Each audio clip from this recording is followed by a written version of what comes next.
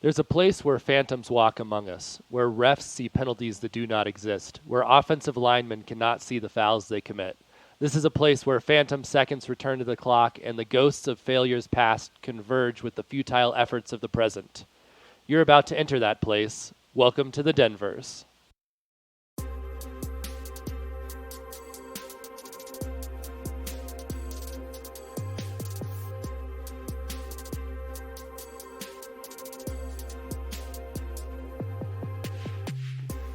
This is Quinn, I'm Derek, and this is the Denverse. and really my main question is how quickly can October get here, because it's just getting too painful. Yeah, my gosh.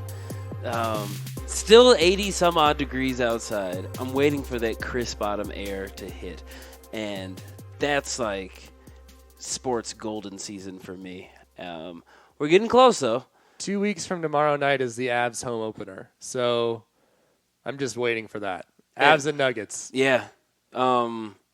Less than a month's time for the Nuggets as well, although still no updates on contract negotiations for altitude, so we have to watch the Avs and Nuggets live or not at all. It was interesting today. Adrian Dater said something about maybe it would be Amazon or YouTube, which could mean he's just throwing ideas out there, or it could mean that someone has said something to him because he is someone that has the contacts. So I guess we'll see. I've heard that as well, and I'm down for it. I already pay for Amazon, so it makes more sense than my cable subscription. But we're hoping. The clock is ticking very quickly towards opening night for both teams, and would love to be able to sit and watch from the comfort of my home or a bar somewhere. But for now, we have our Denver Broncos to tide us over. But it's not looking so hot. So in case you missed it, the Broncos lost 16-14 as time expired. I just wanted to go over the end of that game. About 10 minutes left, Flacco threw a red zone interception that I think people in the stadium thought was returned for a touchdown, because then everybody left. Which may have just been frustration of, we know how this one's going to end, which they did not, clearly. Yeah, well, you can't predict exactly how it's going to go bad for the team, but you can assume it will. And did you stay till the end? Yeah, I did. It was because there was still a lot of time. I think he turned it over with like 6 minutes to go, 3 timeouts. So you have 4 with the 2-minute warning. So there was plenty of time. And that was the first drive that the team looked like, okay, yeah, we got this. And it was just an errant throw, a miscommunication between Flacco and Sanders, who balled out and within the last few minutes scored that amazing touchdown catch in the corner. And the 2-point conversion. So that came at the end, 30 seconds left. They drive down, get a touchdown, but they didn't get the 2-point conversion right away. They lined up for it. Then they jumped. The clock ran out. Game, yeah. Then they kicked a field goal. McManus missed a field goal, but extra point. Yeah, the extra point. But then Chicago was offsides. So then they go for 2 again. And that play especially was like, yo, why can't the offense always be like this? It was perfect, like 5-and-out route for Sanders with 2 other receivers clearing out the box. It was like perfectly drawn up play, executed to perfection. And with the game on the line, it looked like, oh, okay, Denver's got it together. But then, Derek, what the hell happened in 30 seconds with a pretty inept Bears offense to that point? Before the last play, and I guess that drive, Trubisky had 95 yards. It was just a disaster. Like, it was one of the worst performances of all time. So there's a roughing the passer call where Trubisky still has the ball in his hand when Chubb hits him that they call 15 yards right there. Yeah. They're not doing anything. Like, they have nothing. And that gets called. The only explanation that I've seen that made any sense was that you're not allowed to fall on the quarterback. Yeah, Chubb put his full weight on the quarterback, but they were both falling down. I don't know how one can physically shift their momentum to roll away from the quarterback as they're both falling. Like, there's no way that they could have called that had it been a straight-up sack, could it? No, it was Yeah, the other way it wouldn't have been called. So it was a bad call. And then they make that 25-yard throw to get within field goal range or I don't know exactly what it was. And time ran out. The clock runs out, and somehow they're like, oh, they called timeout.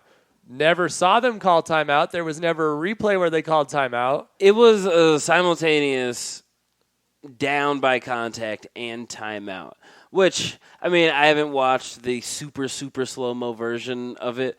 I mean, really, like, one prop is to, I think, Allen Robinson, the receiver, because he caught it, and Chris Harris was like 4 yards away from him as he's falling to the ground, but the dude rolled like immaculately towards Chris Harris. If Chris Harris had had his hands in the air, then it wouldn't have been down by contact. So it was like there was 0.2 seconds left. Like the time it takes to get a shot off in basketball to beat the buzzer was pretty much the time between being down and the timeout. And if you can no longer shoot, then I think you can no longer call timeout. I think that should be the rule. Fair. Like they never call that. That's never something they do. Well, because they had to like go back and review, and they're like, yeah, well, I guess we gave them the timeout. The Bears get one more play. And it was real funny just being in the stadium because Bears blue and orange is very similar to Broncos blue and orange. So you couldn't tell who was who, but just based off of the different groans and reactions in that last 30 seconds, like each team thought they won 5 different times in the stands anyway. And I was watching that play specifically because I was like, Yadam, don't fuck this up. And I can't tell if it was Yadam or Kareem Jackson, but they were playing a zone, and they just let the receiver walk right behind them. It was just such a collapse, and it's amazing that our offense hasn't been great, but we've been resigned to the fact that the defense is going to carry the offense for the last 4 seasons now. And in that moment, even with being screwed over by the refs on that roughing the passer play, there was no reason to believe that Chicago was going to get in field goal range because Trubisky hadn't been able to throw the ball at all. And the man was left completely wide open. And Trubisky had 6 seconds. Yeah, I mean, I think through most of the game, the Bears did a good job of not holding on to the ball, which is neutralizing the pass rush. There was no excuse for those last few plays. Even after the Chubb penalty, he just had all the time in the world to make a play. Yeah. And, I mean, it was – the dude was so open that you or I could have made a solid attempt at that throw. And we'd have enough space because there was no pass rush that got to him, which, I mean, now this is game 2, time to like put the APB out on Von Miller because I didn't see him once this game making any impact whatsoever. And he has always been a clutch sack master, not in any way, shape, or form. And it's clear that the running defense is worse. They can't stop the run. I mean, the passing defense is worse. And if those two things don't come together, I don't know what Von's going to do. He's not playing well, but also, what are they? I don't know what they do. Well, we didn't finish the sequence. Of course, as you can hear from our agitation, the final sequence was that they got the timeout, and then the Bears kicked a 53-yard field goal as time expired. It's really upset to see a kicker that hype in Power Field at Mile High. The Bears fans were going crazy.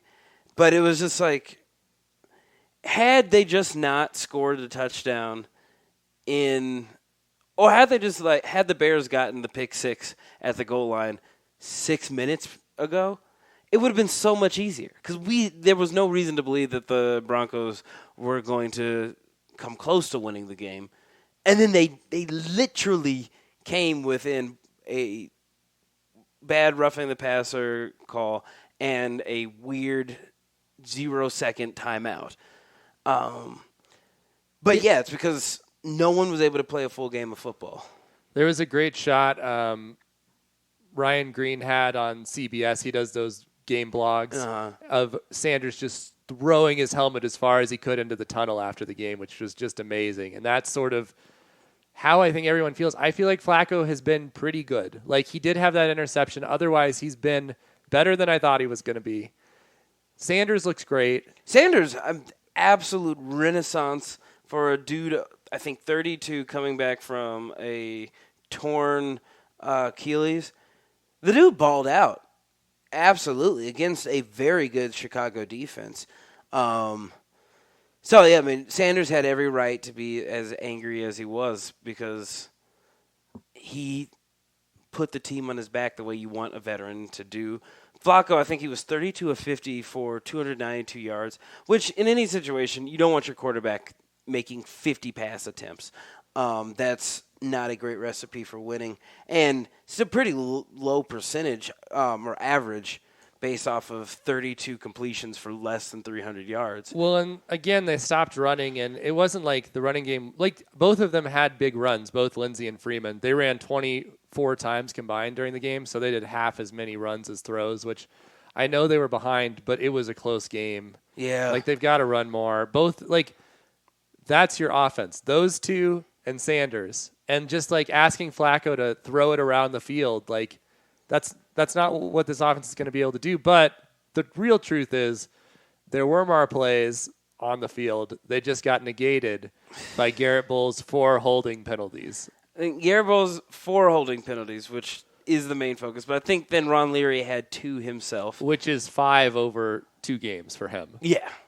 Well, like, Bowles, I think, is a known quantity. That's just what he's going to do. But Leary, he's the guy who you said last week, they didn't make him practice at all, which I get. Like, he's a vet. He does his thing. He's coming off of an injury.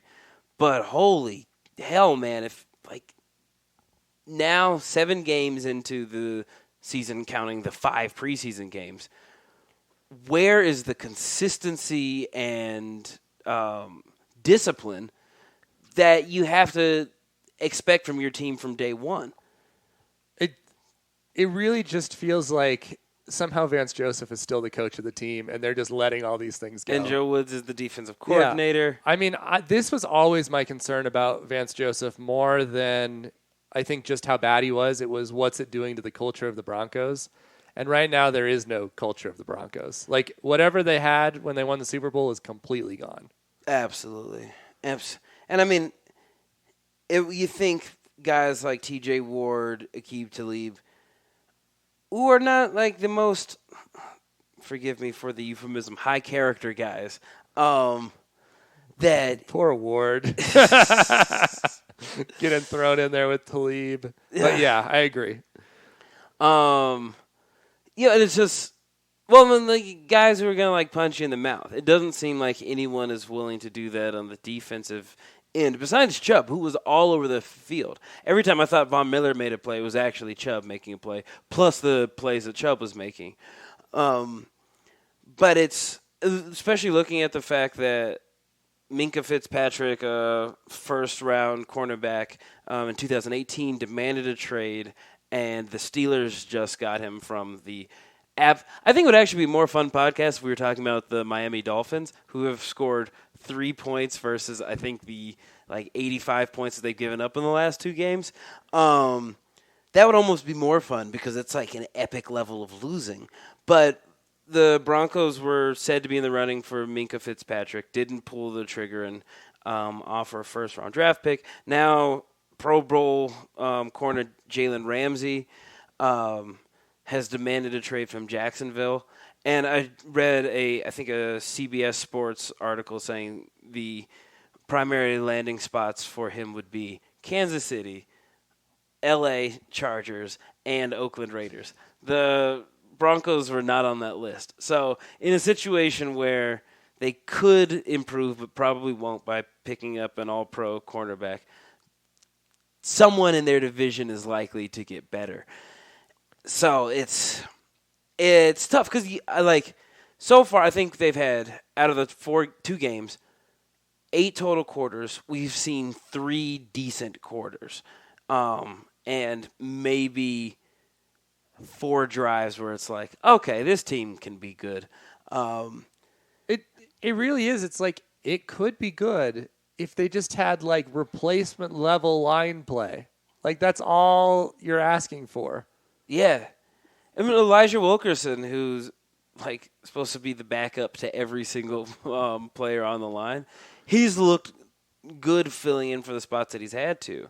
But my goodness, with Bowles and Leary, so far they've killed a handful of drives that I think have gotten at least past the 50. Like Lindsey had a great run on the left side, and that was negated. I think it was like a 20-yard run that was absolutely negated. And Sutton's big pass of the day, I think, was negated by, or big catch of the day was also negated by one of Bowles' holding penalties. So the big storyline in the NFL this weekend was the quarterbacks that went down. Ben Roethlisberger is done for at least a year, if not forever. They did sign Paxton Lynch to their practice squad to try to bring in some might there. Drew Brees is gone at least 6 weeks, and he's going to be replaced by Teddy Bridgewater, which I think they gave up a third-round pick for Bridgewater last year. Yeah, he's like the best backup in the league as they were billing him anyway. Yeah, well, you would think that, but wait for this quote. So Sam Darnold has mono. He can't play because they're afraid his spleen is about to explode. Someone on the Jets told the Monday Night Football crew, we don't think of Trevor Siemian as a backup. We look at him as a starter who happens to play on the same team as Sam Darnold. Good. So Siemian comes in for Darnold on Monday night, gets hurt in the second quarter, and is done for the year. He's on IR, so that's all over. His ankle absolutely snapped. So now you have two starting quarterbacks who can't play.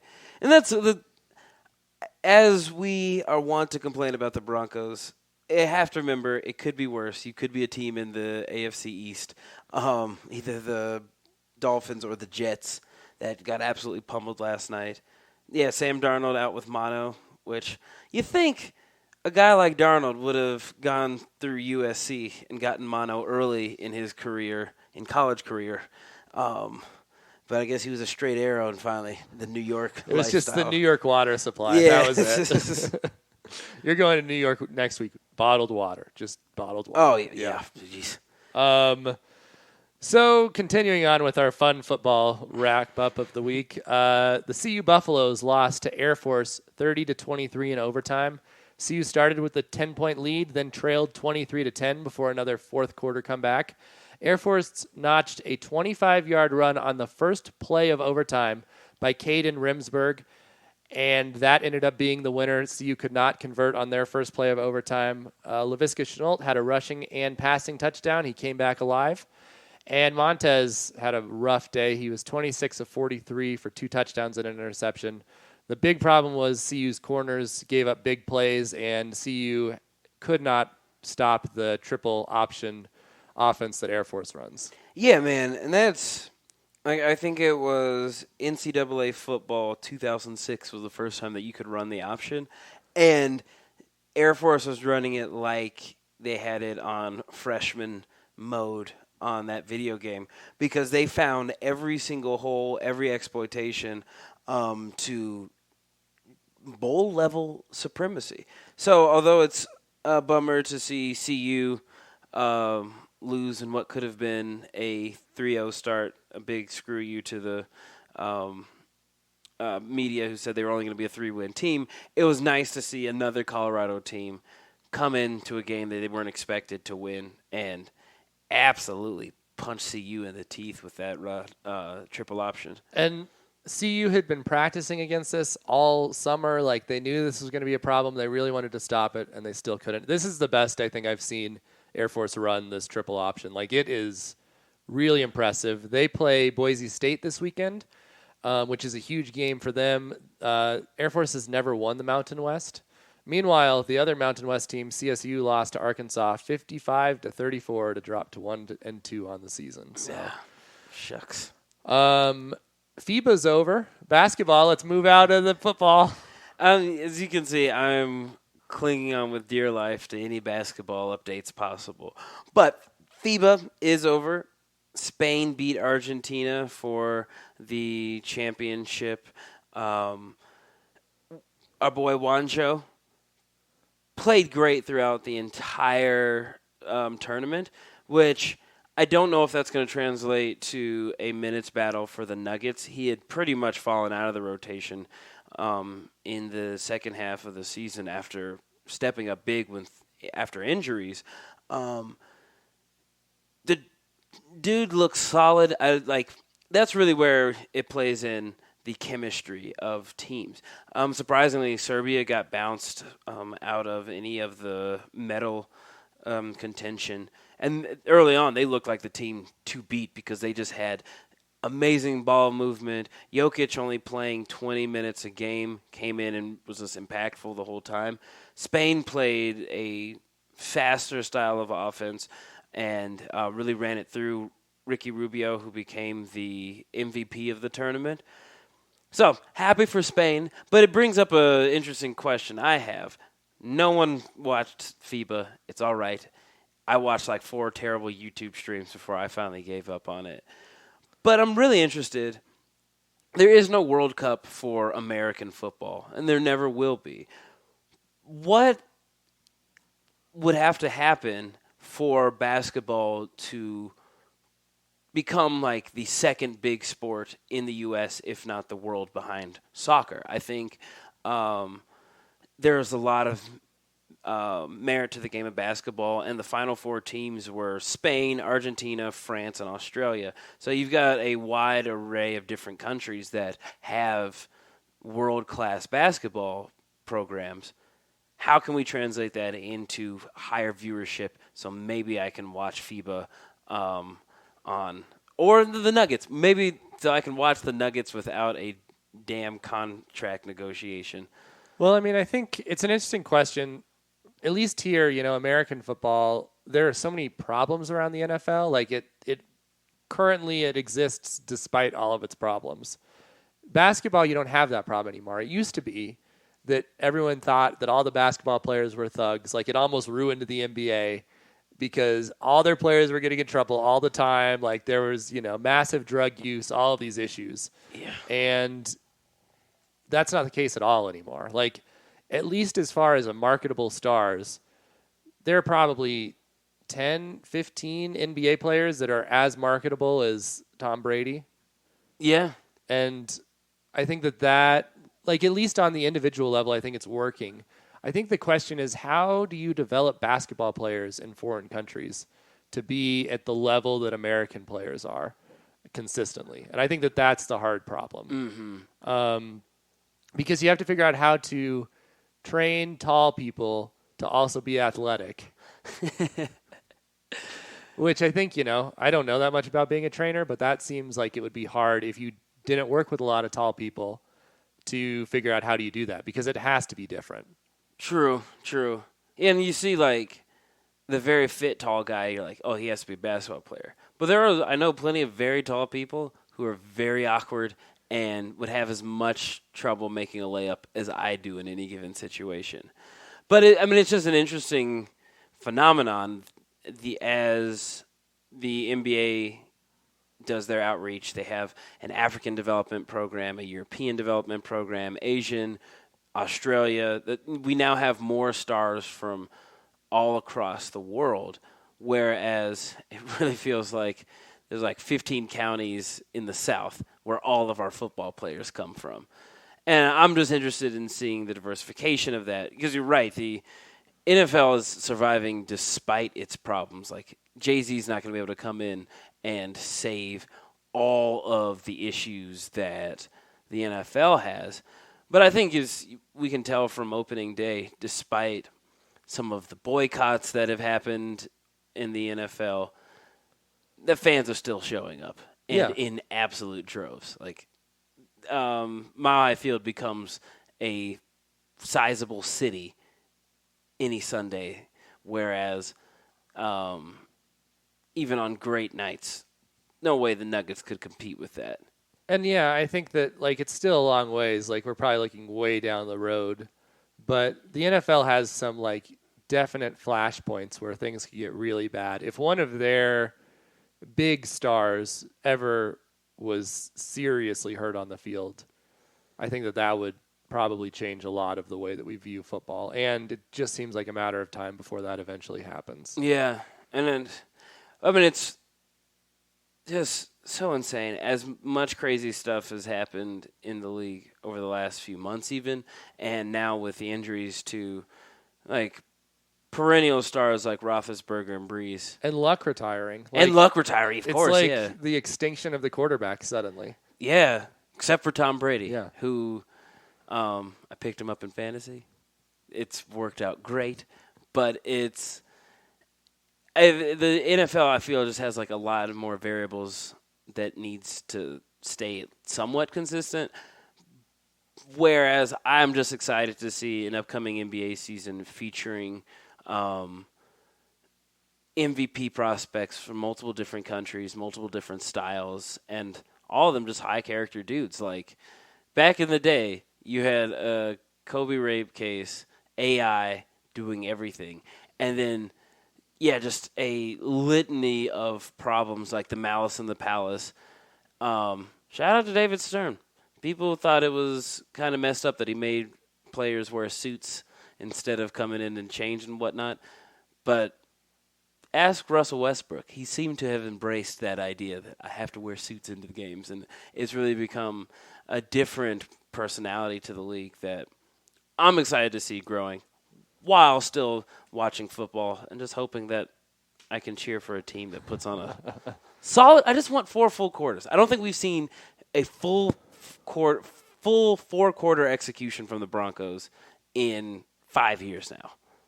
It sure doesn't seem like it. It's really hard to think of a game where you'd be like, man, they played an all-around solid football game. Yeah, you can have an all-around solid football game and still lose. I'm fine with that. I just want to see it happen. Well, they go to Green Bay this weekend, so that should be an exciting matchup. So the other big news through the week is that Avalanche training camp started last Thursday.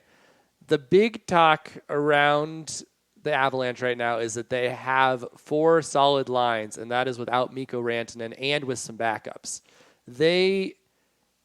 Joe Sakic, as good of a job as he has done, has completely transformed the way that Colorado looks by bringing in a lot of guys. He brought in Nazem Kadri with the trade with Toronto, which is where Tyson Barrie went.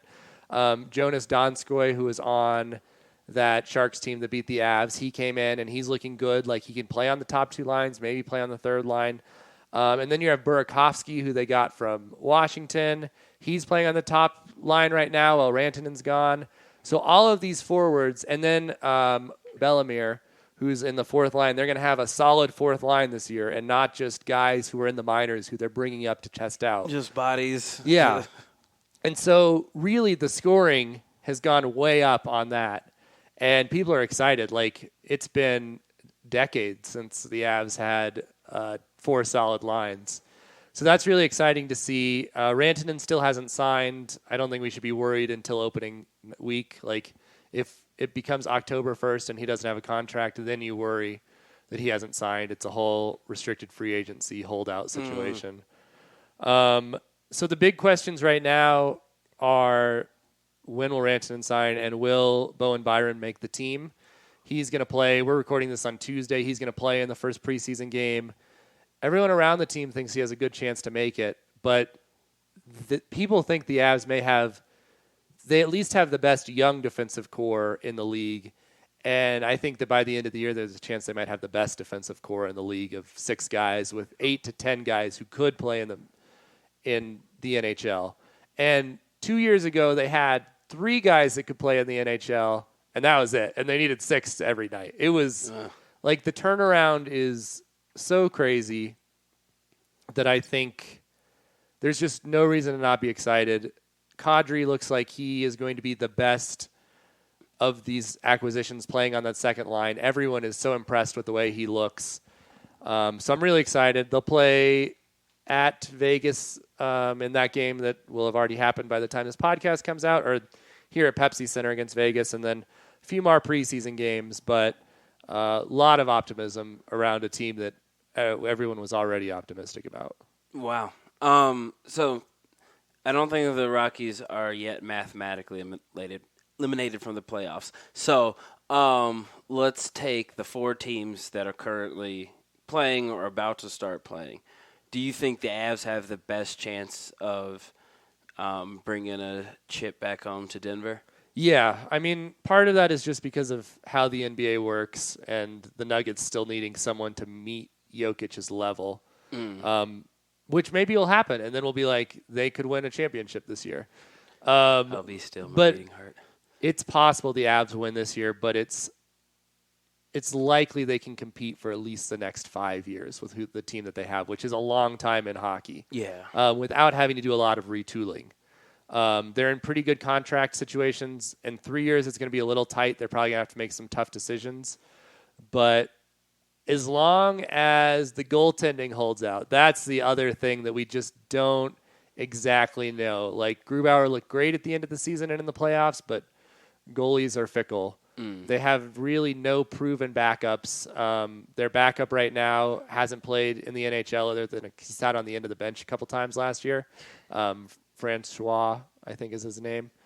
And they only have 2 other goalies in the whole system. So that's the big concern. But it's a lot easier when you have a solid defense in front of you, which the Avs just haven't had for years. Like, they have not had a team that was like this since before the first lockout, 2003, 2004. So it's exciting. Like, really, they should compete in the West. Excited to see where things go, and it starts in 2 weeks. Hey. On the Rockies note, they have won 4 in a row as we're recording this. They will not lose 100 games. Everything's turning around down there at 20th and Blake.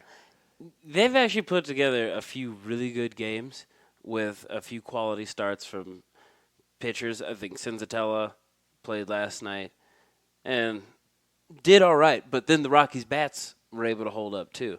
So let's just take a moment to think back if this were June and the Rockies had won 4 games in a row, how good we would feel. That's not the case whatsoever. It is the end of the season.